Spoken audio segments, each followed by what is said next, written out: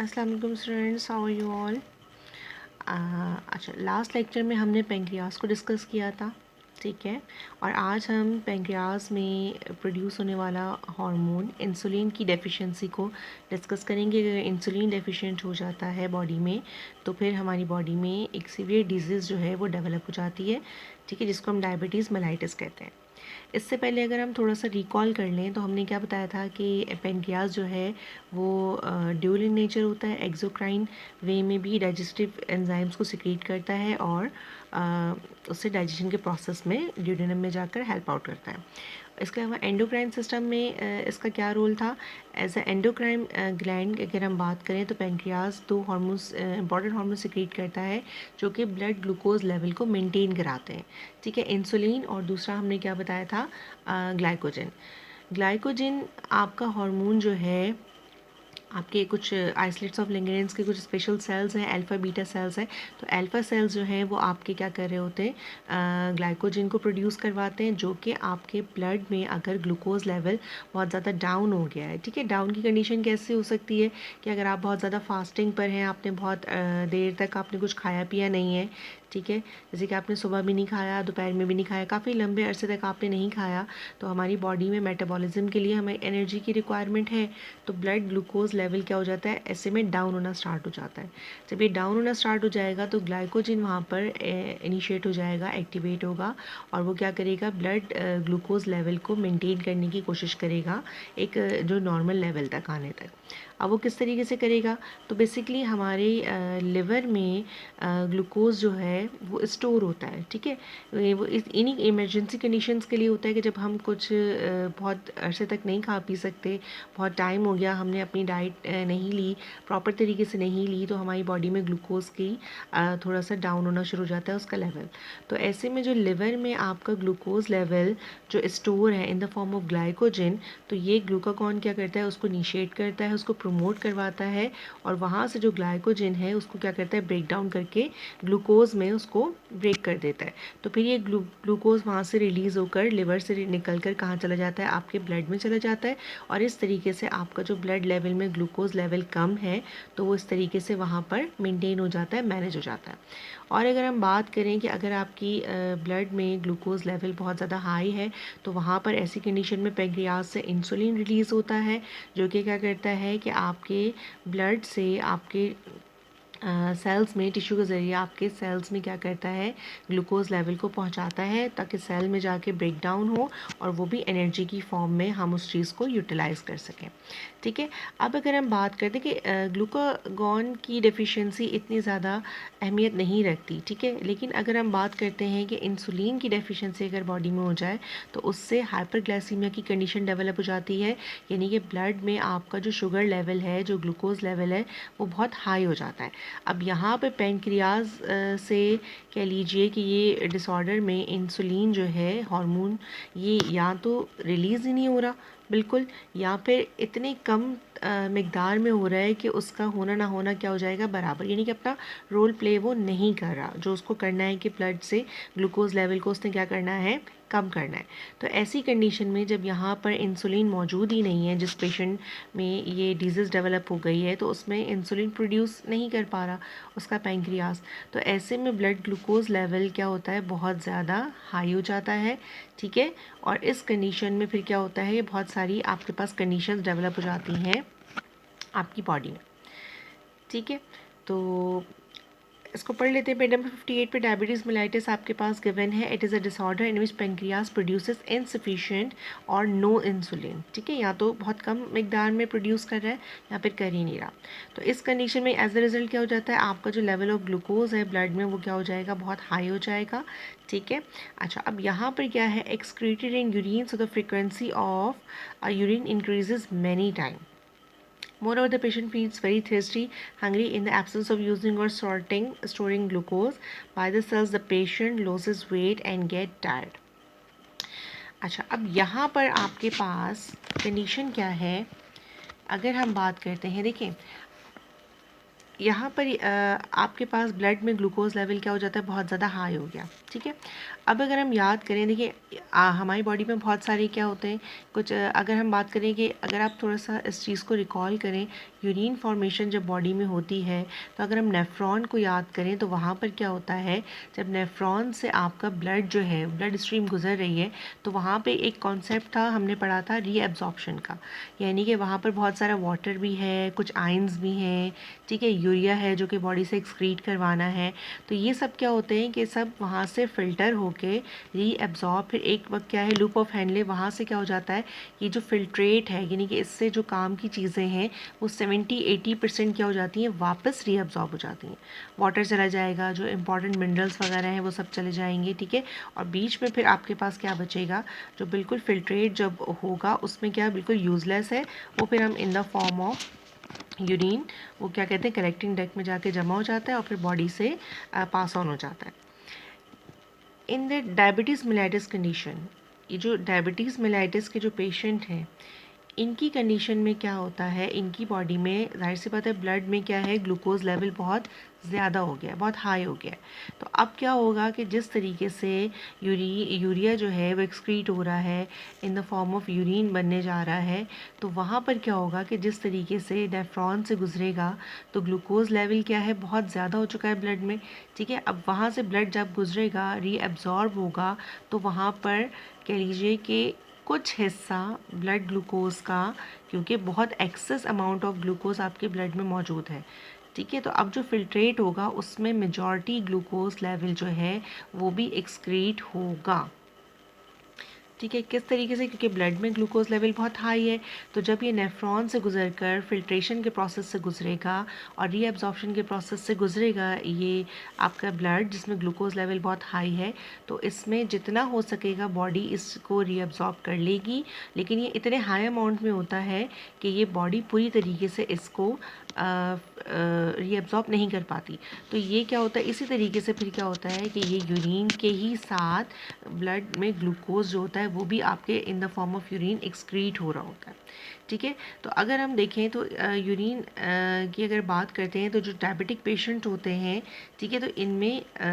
जो होता है ग्लूकोज लेवल भी एक्सक्रीट हो जाता है, और ग्लूकोज के साथ साथ जो एक्सेस वाटर होता है, ठीक है, जो कि रीअब्जॉर्ब होना था, वो भी क्या होता है कि उस तरीके से एब्जॉर्ब नहीं हो पाता, क्योंकि जाहिर सी बात है ये पेशेंट है, यहाँ पे डिजीज़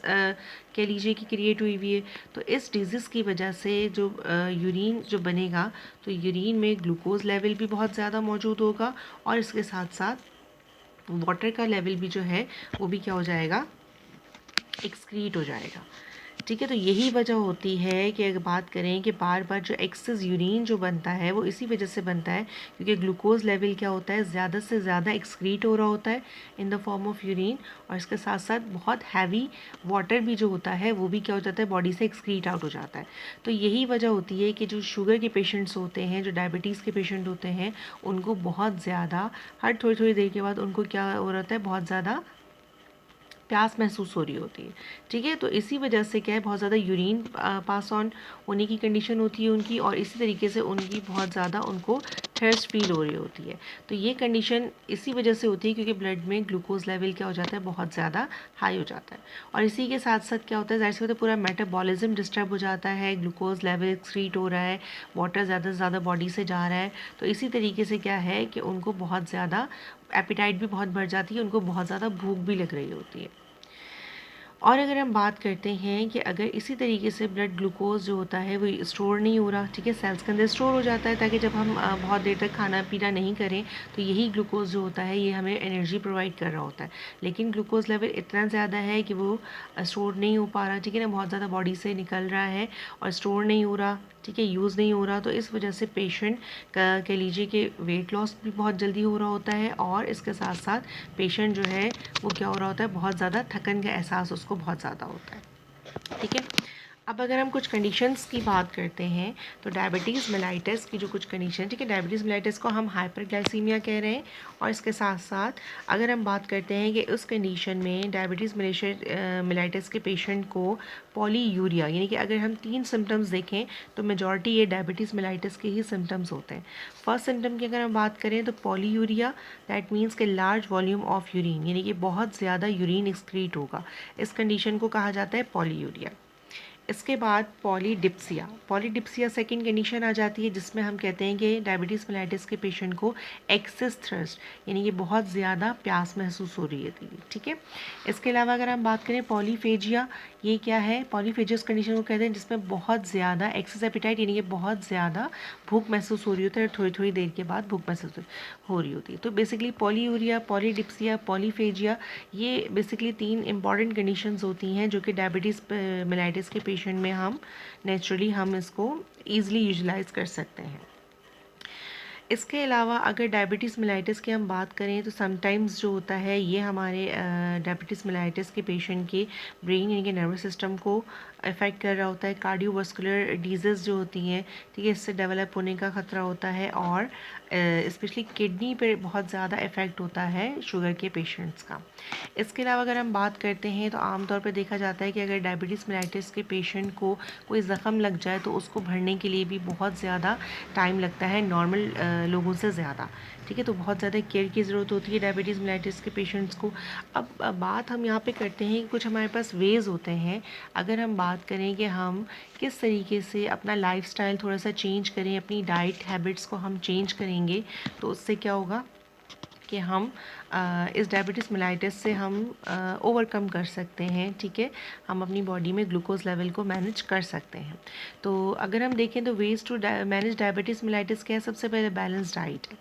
ठीक है। हम अपनी डाइट को बिल्कुल बैलेंस रखें, मतलब हर चीज़ का क्या होना चाहिए, एक लिमिटेड अमाउंट होना चाहिए, ठीक है। फिर हमारी लाइफ में क्या होनी चाहिए, हेल्दी लाइफ के लिए हमें एक्सरसाइज बहुत ज़रूरी है, हल्की फुल्की एक्सरसाइज हमारी डेली रूटीन में शामिल होना चाहिए। मेडिकेशंस, प्रॉपर मेडिकेशंस जो हैं, ठीक है, उनको लेना चाहिए। बेसिकली इंसुलिन जो है, अगर इंसुलिन कम हो जाता है डायबिटीज़ मेडिकेशन से नहीं फ़र्क पड़ता तो फिर हम आर्टिफिशियल इंसुलिन जो कि हम एनिमल से ड्राइव करवाते हैं, ठीक है, उनसे हम फिर इंजेक्शन की सूरत में इंजेक्ट करवाई जाती है ये इंसुलिन। तो इस वजह से इंसुलिन बॉडी में इंट्रोड्यूस करवाई जाती है और फिर वो अपना यहाँ पे रोल प्ले करता है। ब्लड ग्लूकोज मॉनिटरिंग, यानी कि हम अपना क्या करें कि ब्लड ग्लूकोज को मॉनिटर करते रहें, ठीक है। अब अगर हम थोड़ा सा आ जाते हैं कि अगर डायबिटीज़ डेवलप हो गई है बॉडी में, ठीक है, तो हम कौन सी ऐसी डाइट्स हैं जिसकी वजह से हम अपनी डायबिटीज़ को मैनेज कर सकते हैं। तो डाइटरी मैनेजमेंट जो है वो आपकी फ़िज़िकल एक्टिविटी, ठीक है ना, कुछ फ़िज़िकल एक्टिविटी हो आपकी, यानी कि कुछ एक्सरसाइज हो प्रॉपर तरीके की, हल्की फुल्की एक्सरसाइज है, डाइट मैनेज करेंगे तो उससे हमारा डायबिटिक जो है वो बहुत हद तक कंट्रोल हो सकता है। Balance diet with a variety of food, ठीक है, बहुत अच्छी आपकी डाइट होनी चाहिए, एक प्रॉपर डाइट जिसमें वैरायटी ऑफ फूड्स हो, उसमें आपके पास कार्बोहाइड्रेट्स भी हो, प्रोटीन्स भी हो, फैट्स भी हो, कुछ वाइटामिन्स हो, मिनरल्स हो, फ्रूट्स वगैरह हो, वेजिटेबल्स हो, तो ये सारी चीज़ें क्या है आपकी एक बैलेंस डाइट बनाएंगी। देन यहाँ पे कॉन्सेप्ट आता है 3 लो 1 हाई, ठीक है। ये प्रिंसिपल क्या है, इसमें आपके पास लो फैट लो सोडियम, यानी कि 3 चीज़ों को अगर आप अपनी डाइट में लो रखेंगे, ठीक है, उनको आपने कम से कम लेना है। कौन सी, आपका फ़ैट कम से कम होना चाहिए, सोडियम यानी कि सॉल्ट कंटेंट आपका कम से कम होना चाहिए, और शुगरी जो आपके पास कह लीजिए कंटेंट है, ठीक है ना, लो शुगर्स होनी चाहिए। तो 3 लो का मतलब क्या है, फ़ैट लो होना चाहिए, सॉल्ट कंटेंट आपके पास लो होना चाहिए और शुगर्स कंटेंट आपके पास लो होना चाहिए। इसके अलावा 1 हाई का मतलब क्या है, फाइबर, आपकी डाइट में हाई फाइबर ज़रूरी है। ये सिर्फ डायबिटिक पेशेंट्स के लिए नहीं है, नॉर्मल भी अगर हम अपनी बैलेंस डाइट को बनाएंगे, नॉर्मल पर्सन भी, तो उसके लिए भी ये प्रिंसिपल क्या है, अगर इन प्रिंसिपल को हम फॉलो करते हैं 3 लो 1 हाई, तो हम अपनी बॉडी को बहुत हद तक मेनटेन और हेल्दी रख सकते हैं। और reduce intake of saturated fats, ठीक है ना, फैट्स को हम कम से कम अपनी बॉडी में क्या करें, इसको अपनी डाइट में शामिल करें, क्योंकि ये सिर्फ क्या है डायबिटीज़ तक इफ़ेक्ट नहीं करती, आपके कह लीजिए हार्ट डिजीज़, ठीक है ना, आपका ब्लड प्रेशर हाई, तो ये सारी कोलेस्ट्रॉल लेवल को बढ़ा देती है। तो ये क्या है, सैचुरेटेड फैट्स वगैरह को हम कम से कम अपनी डाइट में शामिल करें। ठीक है जी। तो ये बेसिकली आपके पास और यहाँ पर हमारे पास कुछ सोर्सेज भी बताई गई हैं कि आप ये वाली कुछ सोर्सेज हैं हमारे पास। होल ग्रेन्स हैं, ग्यूवा है, बेरीज़ हैं, कीवी सिनेमम है, डार्क लीफी वेजिटेबल्स हैं, एप्पल्स हैं, होल ग्रेन्स हैं। ठीक है ना, ये बेसिकली क्या है, आपकी डायबिटीज़ को कंट्रोल करने के लिए बेस्ट फूड कंसीडर की जाती हैं। So hope you like today lecture. और कोई भी आपको क्वेश्चन हो तो प्लीज़ कमेंट सेक्शन में ज़रूर बताइएगा। नेक्स्ट वीडियो तक के अल्लाह हाफ़िज़।